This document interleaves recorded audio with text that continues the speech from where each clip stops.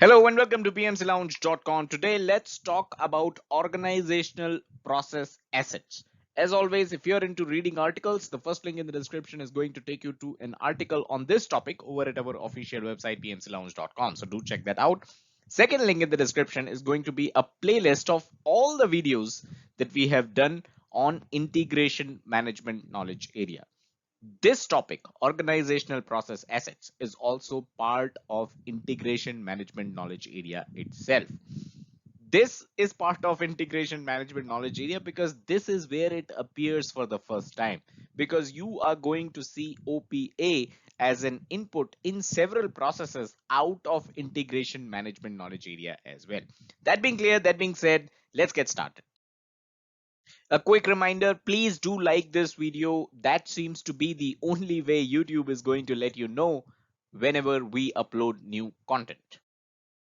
So two of the most frequent inputs that you're going to see time and again throughout all the different processes that you're going to study for your PMP exam.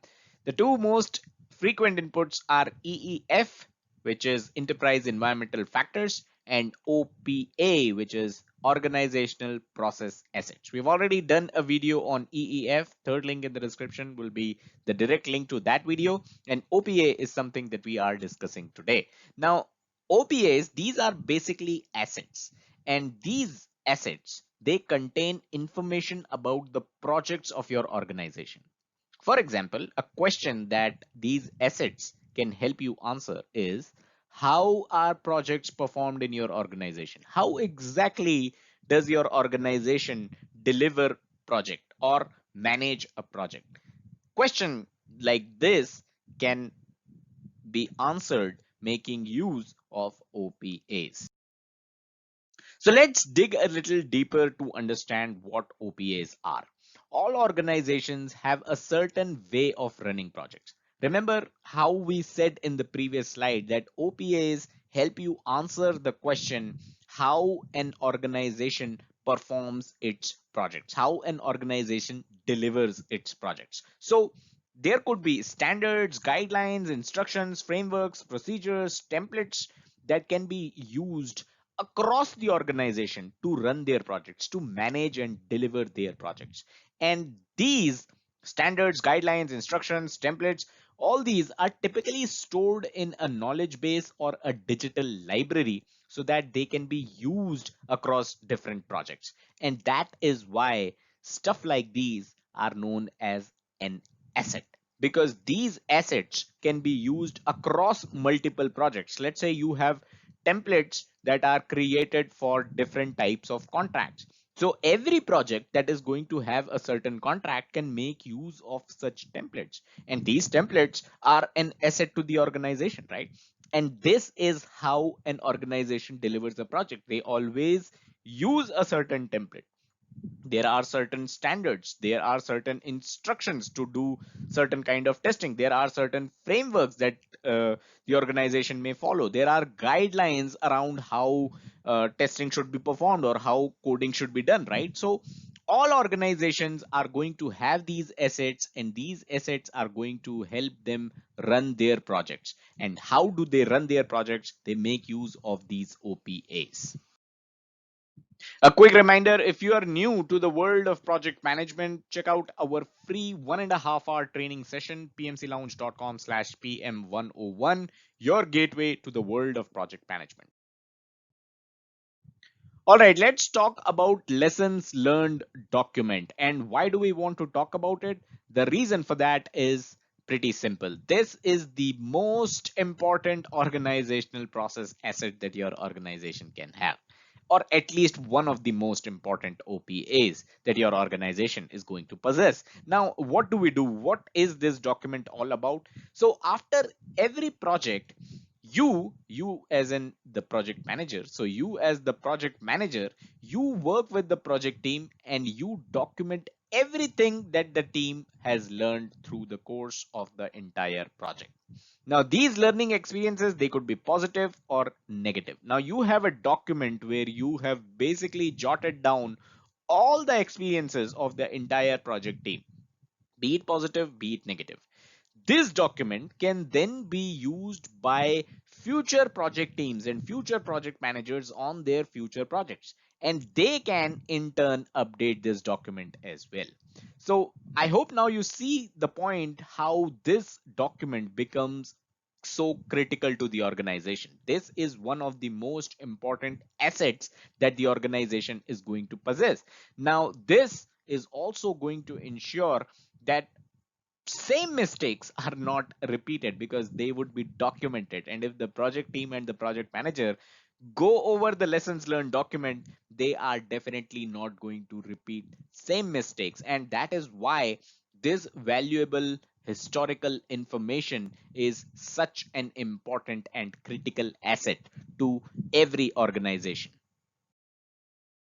So we took an example of lessons learned document because that is one of the most critical organizational process asset that an organization can possess. Now there are other OPAs as well. Some of the examples are policies, processes, procedures, and knowledge repositories. So these are also examples of organizational process assets. Let's briefly look into each one of these. So kicking things off with process, and the diagram basically explains what a process really is. It gives you step-by-step instruction on what you should be doing. So processes are typically documented and they are going to basically explain you how your organization performs the day-to-day work. Tomorrow you go to your office and you realize that in your project you need to basically involve an external vendor. There has to be a process around it. That process is the asset of the organization. It is the organizational process asset of the organization, an OPA of the organization, and you will be able to find it documented somewhere in the knowledge repository, somewhere in the digital library, where you're going to be able to find that process on how you can involve the external vendor. So how your organization performs its day-to-day work, that is the process. Next is policies, and policies are basically rules and regulations that your organization follows while working on a project. So these are specific to the project. Now there could be your project where there is a policy that none of your project team members are going to work on Sundays, and that's a project specific policy, right? So your organization can have such policies for specific projects as well.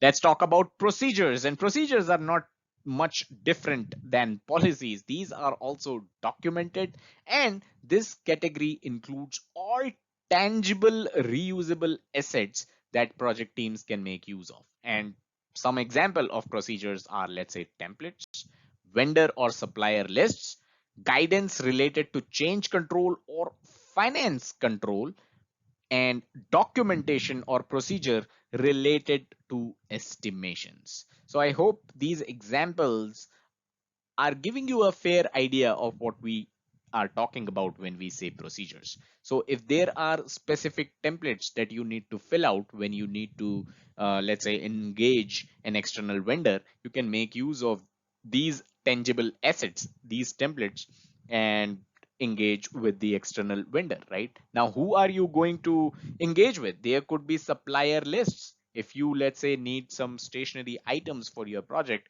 there could be a supplier who is mentioned in the supplier list, and this is something that you can make use of. This is again an organizational process asset, the supplier list, that you can make use of across different projects, right? Then there could be guidance related to change control or finance control, let's say across your organization or within just your project. You might have certain documentation about how you're going to manage changes, how you're going to control changes, or how you're going to control your finances, right? So that could be documented. It could be a procedure which is specific to your project, or it could be procedures that is specific to the entire organization. Documentation or procedure related to estimations. How do you come up with certain estimates, right? That could be something which is standardized across the organization or standardized across a large project. So procedures are part of organizational process assets. Knowledge repositories. Now, I hope you have already guessed by now, and this, by the way, is a data center. So you should have guessed by now, lessons learned is the most common form of knowledge repository. We talked about lessons learned in detail a few slides back, and that was knowledge repository, right? Because people across different projects were updating that repository, they were adding their experiences. Lessons learned, it also include project metrics, it includes past schedules, key takeaways, financial data, and any other similar data that can be used as a reference for future projects. All that is included and stored somewhere in your organization's data center if your organization has one, or in the cloud if your organization uses cloud services, right? So all all these information are stored in the lessons learned document. So hopefully it's clear to you by now that OPA, just like EEF, are not just one document, right? It is not a single document. OPAs are basically assets that are created, stored, and referred to while running projects across your organization. Question for this video: what is the one OPA that you most commonly use on your projects? Let me know in the comments below. Is it lessons learned? I would love to know your answer. And that is all that we had in this video. I hope you were able to understand what OPAs are and were able to grasp the examples of OPAs as well. Smash that like button, subscribe to the channel, and hit the bell icon to stay notified whenever we upload new content. Don't forget to check out the website pmclounge.com. Thank you.